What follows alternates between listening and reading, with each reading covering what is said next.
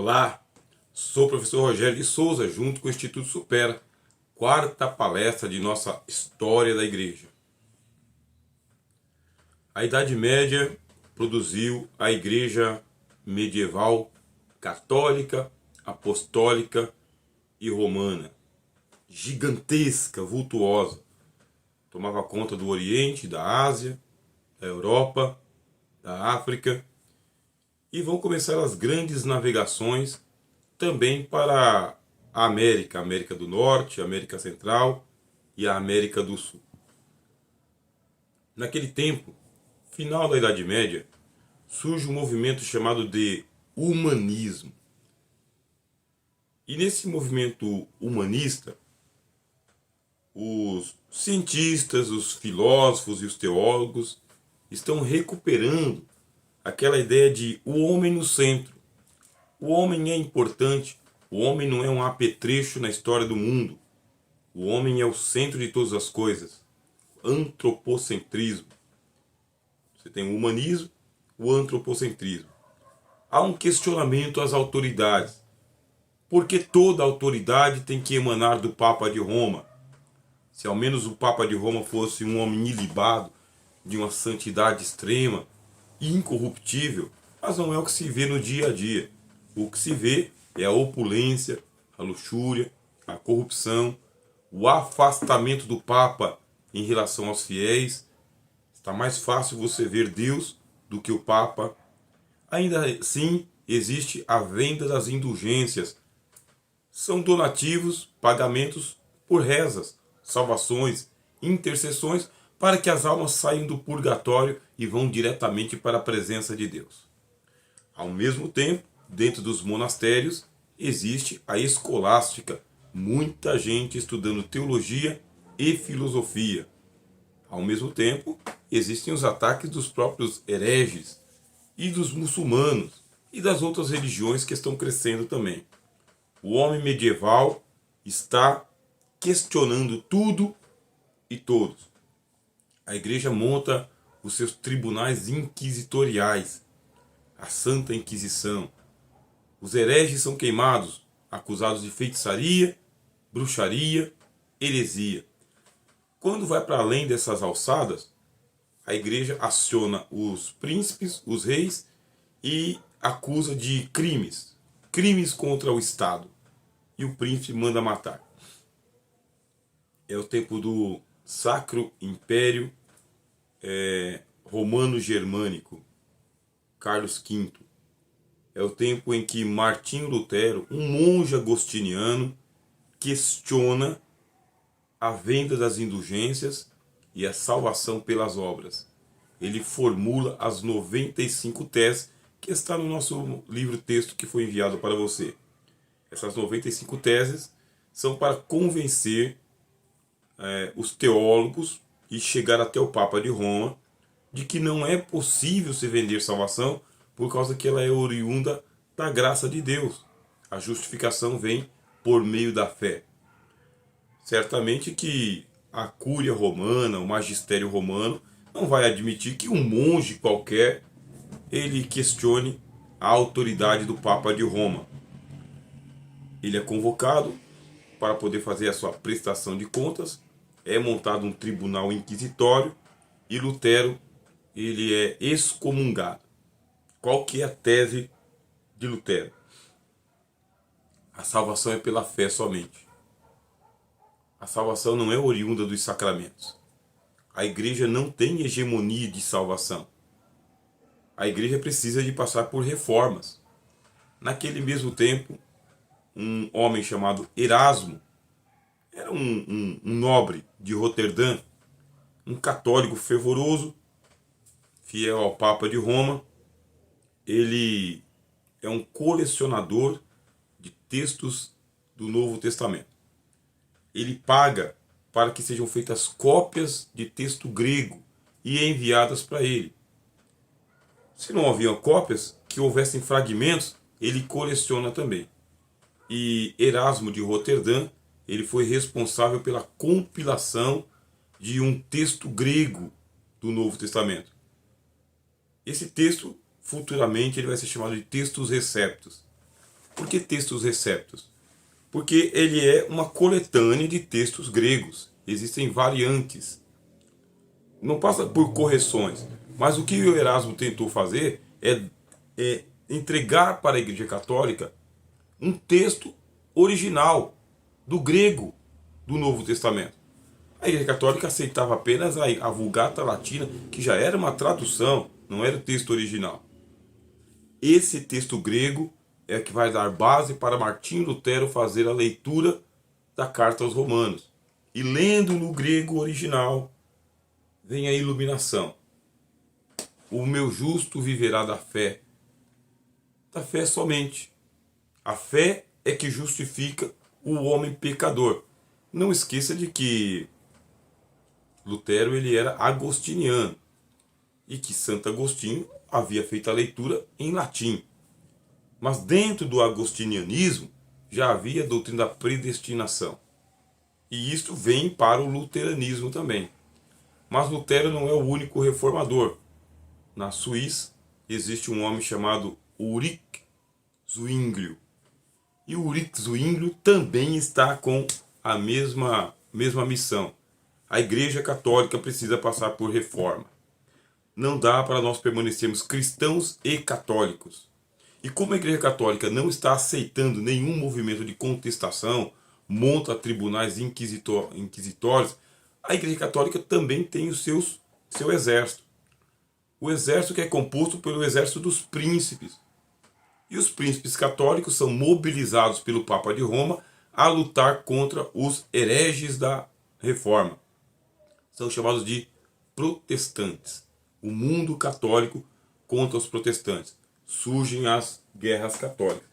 No vídeo anterior, eu apresentei para vocês o livro dos Mártires de John Foxe. Este livro ele cobre o período das guerras dos protestantes contra os católicos.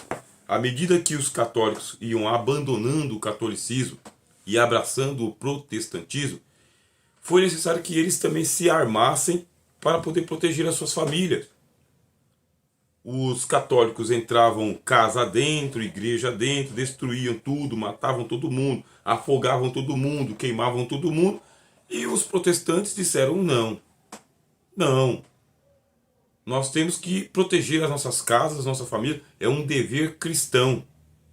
Lembre-se também de que nós estamos no período da Idade Média, onde surgiram os cruzados. Eram cristãos que iam para Jerusalém para poder defender a Terra Santa. Então, aquela idade medieval não é igual ao tempo atual. Porque ao mesmo tempo em que os protestantes começaram a se armar para defender suas casas, suas famílias e suas igrejas, e também os seus pastores, houveram aqueles cristãos mais pacifistas que disseram não, já que nós vamos nos converter por completo. E existia um conde chamado von Zinzendorf. Ele era um conde, portanto ele tinha um condado. O que é um condado? O que é um baronado? O que é um ducado? Extensas faixas de terra. Esses títulos de nobreza eles eram concedidos aos nobres ou por família, brasão de família, ou por compra de título mesmo. Havia um conde chamado von Zinzendorf na Boêmia, na Morávia, e ele começou a conceder área de refúgio para os cristãos que eram perseguidos pelo catolicismo e pelo protestantismo, porque por incrível que pareça, os protestantes surgiram o movimento dos radicais. Esses radicais, eles queriam uma reforma radical da igreja. Lutero, ele propunha o seguinte, a reforma da igreja, ele não queria deixar o catolicismo. Os radicais diziam, Lutero, não tem conversa. Não tem conversa. Os católicos, eles são hereges, eles são pagãos, eles são adoradores de estátuas. Eles beijam o anel do Papa, eles são corruptos. E os radicais defendiam a luta armada contra os católicos. Lutero ele dizia, não, nós vamos para a reforma teológica, a pregação. Mas Lutero, aí tinha aquela controvérsia dos radicais contra os luteranos. O Zwinglio pertencia à ala dos radicais. luta armada.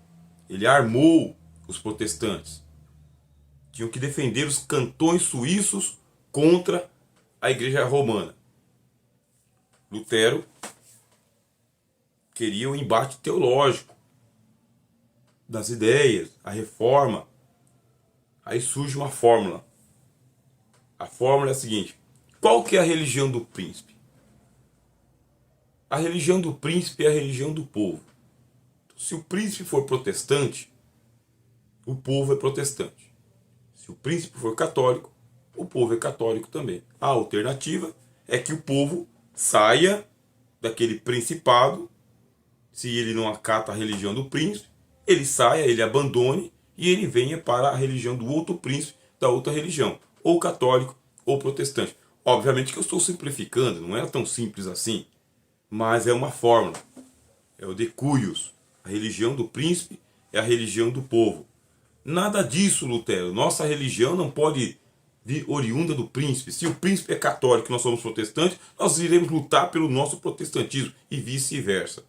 Então, nos cantões suíços se estabelece a reforma zwingliano-calvinista, porque Calvino transforma Genebra numa ditadura cristã. Então, dentro de Genebra, o protestantismo prevalece. Quem não é do protestantismo é herege. E dependendo da heresia, aplica-se a lei pública de execução. Não é uma pichação da história de João Calvino. É uma constatação de que se ele assumiu também as duas espadas, e havia a teoria das duas espadas. O Papa de Roma tinha duas espadas. Ele tinha a espada de Cristo e a espada dos príncipes. Ele tinha o poder secular e o poder espiritual. Ele ungia os príncipes.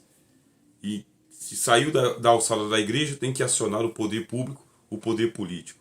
O João Calvino assume também as duas espadas e lá em Genebra estabelece uma ditadura cristã, protestante, inclusive com a execução de inimigos do Estado, inimigos da igreja, inimigos de Deus. É uma página triste. Mas tem cristão na história da igreja que não queria pegar em espada. Não queria matar nem católico nem protestante. Não queria lutar contra o príncipe, contra o principado. São os refugiados de guerra. Vamos para onde? Surgiu Zinzendorf. Ele concede abrigo para os foragidos na Morávia. Surgem os moravianos. Os moravianos, crentes simples. Leitura da Bíblia, cuidado da família e da pequena faixa de terra que recebeu para a agricultura comum.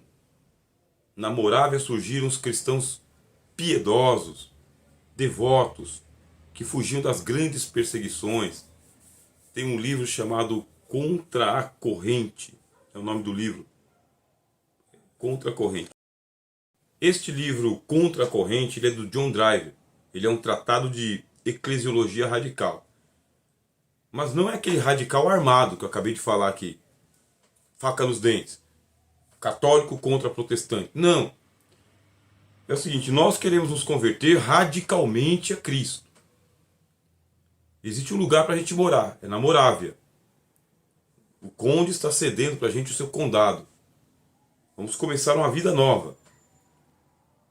Portanto, qual é o preço que a gente tem que pagar? Nesse livro Contra a Corrente do John Driver, pesquisa aí que você vai encontrar na internet, se fala da execução de milhares e milhares de anabatistas. Quem são os anabatistas? São aqueles que não aceitavam o batismo de crianças. Já que nós estamos saindo da igreja católica, nós não vamos batizar os nossos filhos. A conversão tem que acontecer na vida adulta, consciente. Esses anabatistas eles foram mortos por muitos cristãos radicais armados.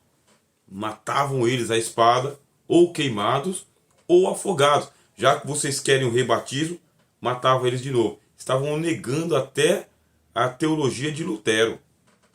Lutero não ensinou o cristão a matar cristão.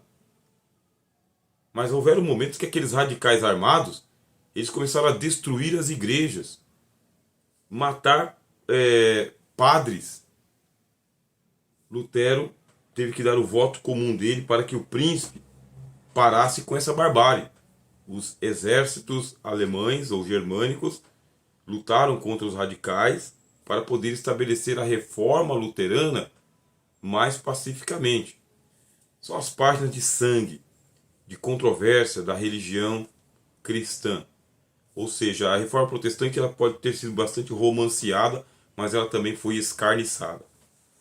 Guerras acontecendo, não se sabe para onde que isso vai, estabelece-se as dietas. Aí você tem a dieta de Worms, tem a dieta de Spira.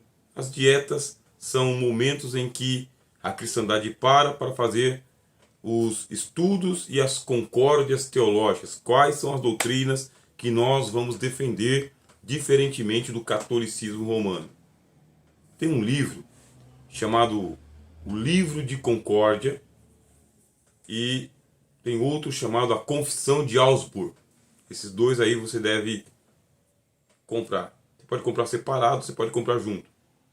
Então a Confissão de Augsburgo, na cidade de Augsburgo, né? E o Livro de Concórdia. Porque os teólogos protestantes não tinham unanimidade. Quais são as doutrinas protestantes em contraste com as doutrinas católicas? Não por ser católica, mas por ser anticristã. Rejeitaram a autoridade dos pais da igreja. Os pais da igreja não devem interferir aqui. Toda a leitura que nós fizemos dos pais da igreja, nota de rodapé, nenhuma é canônica. Rejeita-se a tradição da igreja. Os 1500 anos de história da igreja não é fonte de autoridade. Aí surge a primeira fórmula, que é a fórmula de sola escritura. A Bíblia somente. Toda a fonte de fé, doutrina e prática tem que ser oriunda da Bíblia. E Lutero é um tradutor da Bíblia. A Bíblia traduzida para a linguagem do povo. Aí o magistério. Bem, o magistério tem que se submeter à Bíblia também. O magistério não é autoridade de fonte.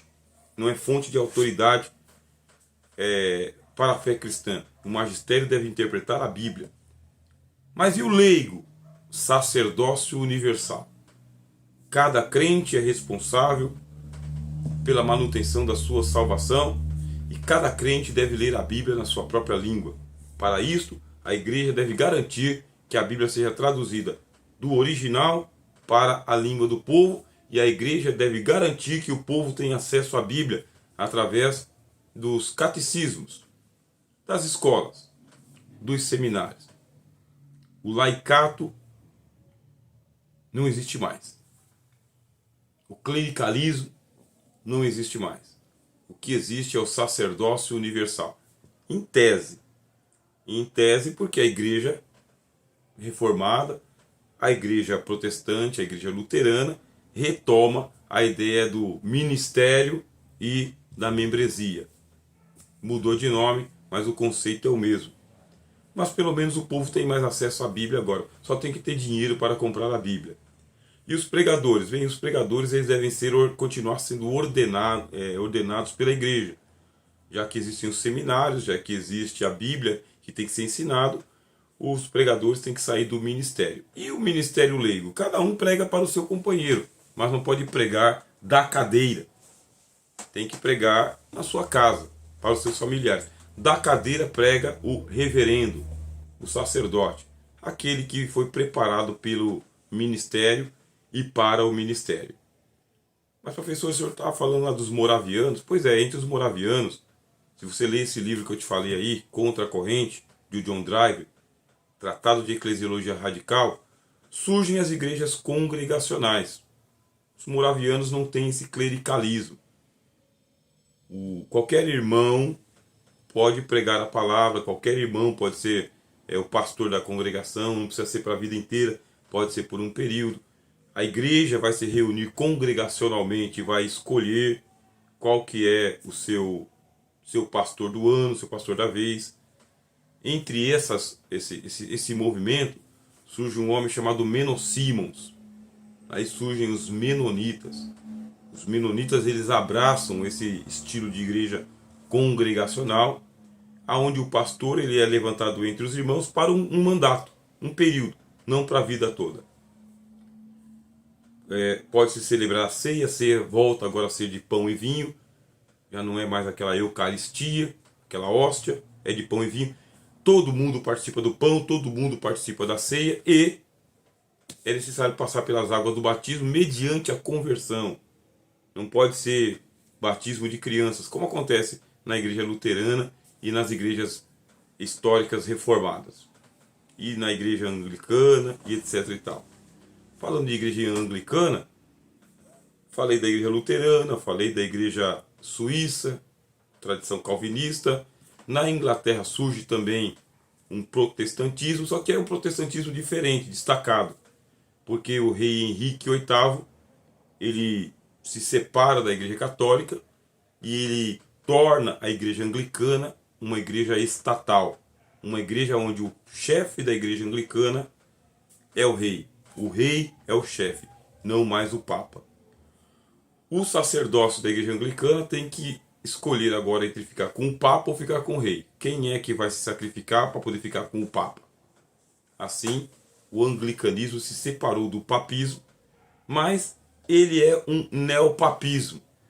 Ele traz muitas coisas da igreja católica para dentro de si, muitas coisas. Aí os bispos anglicanos, eles falam, então nós vamos fazer a reforma da igreja anglicana também. E dentro da igreja anglicana, com o passar dos tempos, vão surgir os puritanos. Esses puritanos, eles são evangélicos, eles são teólogos que estudam a Bíblia e dão primazia para a Bíblia. Dentro da igreja anglicana, havia um livro chamado Livro da Oração Comum. Então esse livro da Oração Comum é a Bíblia católica, é a Bíblia anglicana. É por ali que o bispo anglicano tem que rezar. Os puritanos dizem não, o livro da Oração Comum ele é apenas um apetrecho litúrgico.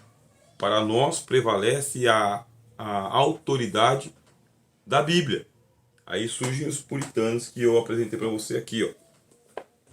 Os puritanos, pregadores que começam a querer fazer a reforma da igreja anglicana. São perseguidos também. Dentro da igreja anglicana surge um movimento chamado os Quakers. Esses Quakers eles não eram catedráticos em Bíblia. Eles eram carismáticos, eles acreditavam no poder do Espírito Santo para pregar livremente e não queriam se submeter aos príncipes. Eles achavam que os príncipes eles eram opulentos, vaidosos, mentirosos e hipócritas. E os Quakers, eles nem se dobravam diante de um nobre. Diz a história de que as torres dos castelos na Inglaterra eram lotadas de Quakers. E o que faziam esses Quakers? Pregavam na rua, pregavam até tremer, por isso a palavra Quakers, né? Tremedores, e quando eram lançados nas prisões, cantavam e oravam bem alto de dentro das torres, de dentro dos calabouços. Muitos deles perseguidos e mortos fugiram para a América. Você sabe que a Inglaterra, ela que colonizou a América do Norte. Fugiram para a América e fundaram colônias de Quakers lá, de eclesiologia radical também. Nada de fumo, nada de dança, nada de jogo, uma coisa bem legalista mesmo, bastante legalista. Os puritanos também, eles entraram por uma veia de legalismo, ou seja, de moralidade, de moralização. Sempre teve esse conflito na história da igreja. A fé somente e o antinomismo. O antinomismo é uma vida sem lei, uma vida liberal. É dito para nós, pelos missionários, que a Europa passa por isso agora. É o pós-cristianismo na Europa, porque eles abandonaram os princípios da fé cristã e as igrejas históricas que estão lá, elas são igrejas nominais. O cristão toma conta da sua própria vida, não é problema meu. Vindo aqui participando do culto, fizemos a nossa parte, vocês fazem as partes de vocês. Se vão para a dança, se vão para os fumos, se vão para jogos, se vão para as baladas, isso não é a alçada da igreja, é a alçada do crente. É isso que se fala das igrejas na Europa, embora que existam ali igrejas que elas não são igrejas da Europa, mas na Europa. as igrejas brasileiras, quando vão para lá, que ajuntam os cristãos brasileiros, geralmente praticam um cristianismo mais moderado. Agora, aquelas igrejas que são de cepa europeia mesmo, é o que diz a turma do campo missionário, são igrejas mortas. Vendo de perto, dá para saber. Pois aí estamos agora nesse momento em que os moravianos estão sendo a verdadeira igreja, os menonitas estão sendo a verdadeira igreja, surgem os congregacionais, e na Inglaterra surgem os batistas. Os batistas não são anabatistas também. Os anabatistas eles têm uma outra origem. Os batistas eles são anglicanos que saem da igreja anglicana para praticar o rebatismo. Eles também admitem o seguinte: nós não temos que batizar criança não, igual acontece na igreja luterana, na igreja presbiteriana e na igreja anglicana. A pessoa tem que passar pelo batismo, tem que pedir o batismo. Surgem os batistas. Os batistas eles também organizam a igreja de uma maneira congregacional. A Assembleia Geral é responsável por levantar o seu pastor. E seu pastor, ele vai seguir a confissão de fé dos batistas. Igrejas congregacionais que começam a se preocupar com as missões. Por que começam a se preocupar com as missões? Porque as igrejas históricas, luterana, zwingliana, calvinista, não se preocupavam com as missões. As igrejas batistas começam a se preocupar com as missões e surge também o metodismo. John Wesley, George Whitefield. Vamos pregar o evangelho todo para o mundo todo, e isso de uma maneira bem metódica, passo a passo. Isso significa que nós não podemos ficar presos dentro das quatro paredes. É a era das grandes comissões missionárias. Os moravianos saíram na frente. Os moravianos estão espalhando o evangelho todo. Os menonitas seguem. Os quakers seguem. Os batistas seguem. Os metodistas seguem. Estes são os grandes missionários do século XVIII, século XIX, até chegar no século XX. Chegando no século XX, surge o movimento pentecostal. A América já está colonizada, as igrejas europeias já estão estabilizadas, já tem uma distinção entre catolicismo e protestantismo. Para combater o protestantismo, aconteceu um concílio católico chamado Concílio de Trento. Nesse Concílio de Trento foram formadas as ordens monásticas dos jesuítas para combater o protestantismo. Os jesuítas ficam responsáveis pela evangelização das novas colônias espanholas e portuguesas, enquanto que os protestantes estão assumindo as missões cristãs transculturais, pregar o evangelho. Quando chega no século XX, surge o pentecostalismo, porque as igrejas protestantes, batistas e metodistas também, na América do Norte, essas igrejas elas formam seminários, e nos seminários tem aquela liberdade de se estudar a Bíblia. Estudando a Bíblia, você vai ter o Parham falando: nós devemos buscar o batismo com o Espírito Santo com evidência do falar em línguas estranhas. Não dá outra. De se estudar o Novo Testamento, se estudar o livro de Atos, creram que a evidência do batismo com o Espírito Santo é o falar em línguas, e surgiu o movimento pentecostal com John Seymour. Lá na Rua Azusa, um prédio gigantesco que é alugado para poder trazer o avivamento. É chamado movimento Holiness. O movimento Holiness é o movimento de santificação, de santidade, de simplicidade da vida, com o estudo da palavra de Deus. O movimento pentecostal varreu o continente americano de ponta a ponta. América do Norte, América Central, América do Sul, para o Brasil. Vieram missionários, vieram Gunnar Wingre, Daniel Berg, Louis Francescon, sem falar dos outros missionários metodistas e batistas e presbiterianos. O Brasil recebeu o pentecostalismo. Surgiu o movimento da Assembleia de Deus, Congregação Cristã do Brasil, Igreja do Evangelho Quadrangular, Igreja Maravilhas de Jesus, Igreja Pentecostal Deus é Amor, Igreja O Brasil para Cristo. Esses aí são os pentecostais clássicos. Depois do pentecostalismo, quando vem a virada do século XX para o século XXI, surge o neopentecostalismo. Uma linguagem de mercado, uma linguagem de comunidade, uma linguagem empresarial, junto com a leitura leiga da Bíblia, mas a formação dos ministérios locais também, com ênfase na teologia da prosperidade, na teologia da cura divina, da confissão positiva e na conversão do mundo para Cristo. Cobrimos aí em 4 palestras esses 2000 anos de história da igreja, sem muito aprofundamento. Também procurei não ficar citando datas, mais nomes, mais eventos, mas já conclamando você a fazer os aprofundamentos. Você vai terminar essa fase da sua formação teológica. Tome notas, compre os livros, organize as fichas, crie um portfólio para você pensar qual é o próximo investimento que eu farei na minha formação teológica. Passei pelo básico, médio, pense no bacharelado, pense no mestrado, pense no doutorado, pense num aperfeiçoamento, numa especialização. Sou o professor Rogério Souza, junto com o Instituto Supera. Terminamos a disciplina de História da Igreja.